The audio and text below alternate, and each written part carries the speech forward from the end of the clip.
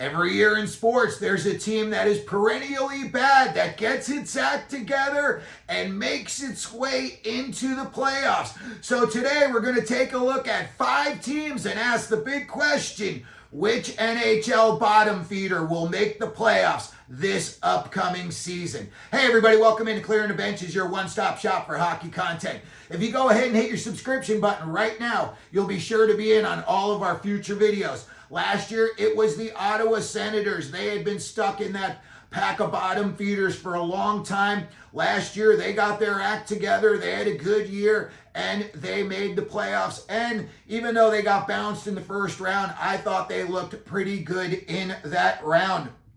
So let's get right to our list today. First off, we've got the Buffalo Sabres. They're in the Atlantic Division.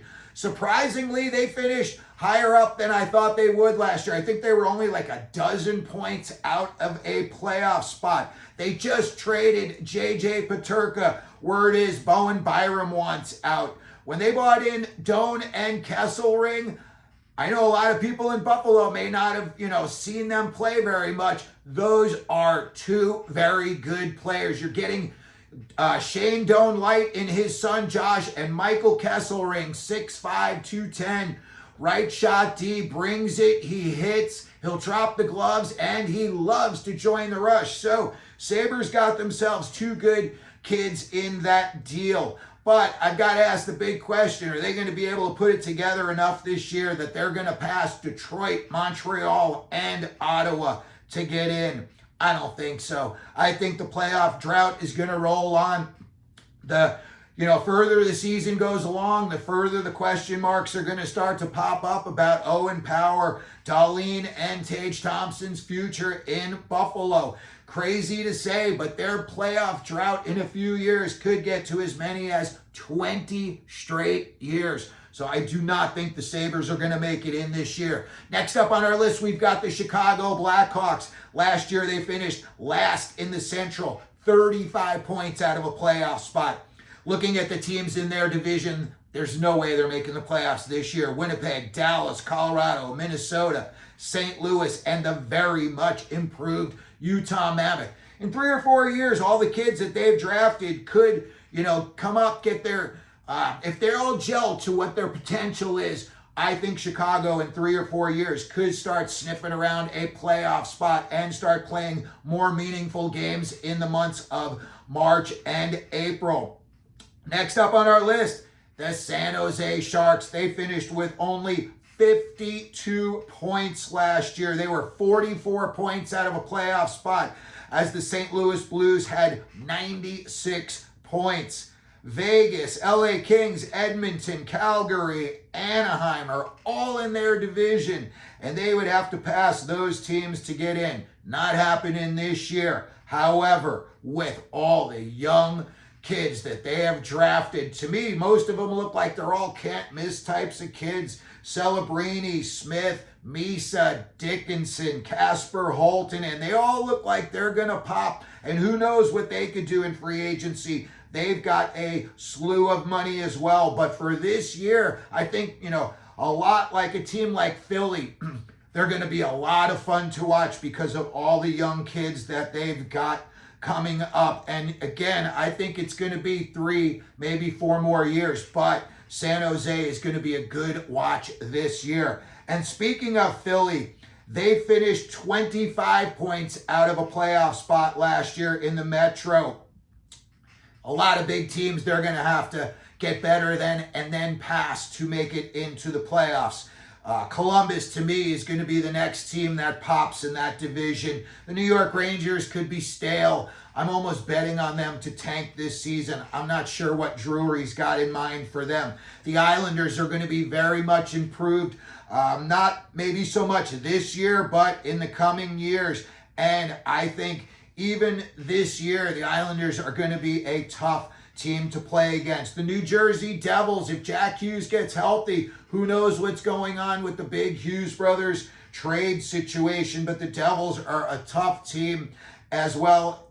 Carolina's always there. The Caps have got a bunch of young studs that are coming up. So I think it's going to be a few more years before, Michkov, Martone, Nesbitt, Zegras, Forrester gel enough together that they make a playoff run. And then finally, let's get to our last team, and that is the Anaheim Ducks. They finished 16 points out of a playoff spot last year. But again, my question is, can they pass teams, all of these big name teams, the LA Kings, Edmonton Oilers, Vegas, they all have cup winning aspirations, and those teams are tuned in. A lot of veteran leadership on those teams and playoff experience. When I look at the teams that Anaheim would have to overtake to make the playoffs, there's two teams that I'm looking at in their division, the Calgary Flames and the Vancouver Canucks. I think out of those two teams, Calgary is the better team. Vancouver, to me, is in transition/turmoil right now. They bought in Adam Foote to try to straighten it out, and he's a no-nonsense type of guy. So I think in a few years, they're going to, turn the corner. But as far as this year goes, I am not so sure. Vancouver's got a good amount of salary cap space. So again, maybe they try to make a big splash in free agency. But as far as this year goes, I think a team like Anaheim could pass them. Calgary would be the other team that they would have to pass. They've got a good, skillful, bunch of youth on their roster. And when I look at them, it is a good mix of veterans, and you've got some younger kids that are very, very skilled. But when I look at the roster of the Ducks and the Flames side by side, I like the Ducks roster better. Let's look at some of these names on the Ducks roster. Troy Terry is a sniper. Cutter Gauthier, he came on like gangbusters at the end of last year. Leo Carlson has shown everyone in the NHL how much he loves to put his shoulder down and drive to the net. Mason McTavish is going to get paid this offseason, and he is extremely pesky and dangerous offensively around the net. They added Chris Kreider this offseason, and on the back end, they've got some good pedigree and excellent young talent.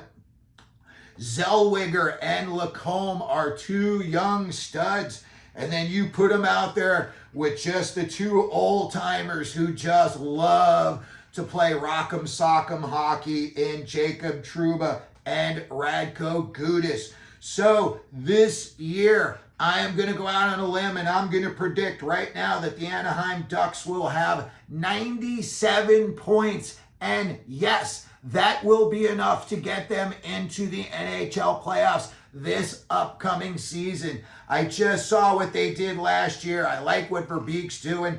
They've got a ton, $38 million in cap space that they could play with. They could possibly add some more scoring this offseason. Who knows? Maybe, could you imagine if they sheeted Will Cooley or Nyes and one of them wound up with that group of youngsters they've got in Anaheim? It would be nuts. So there you have it for the video today.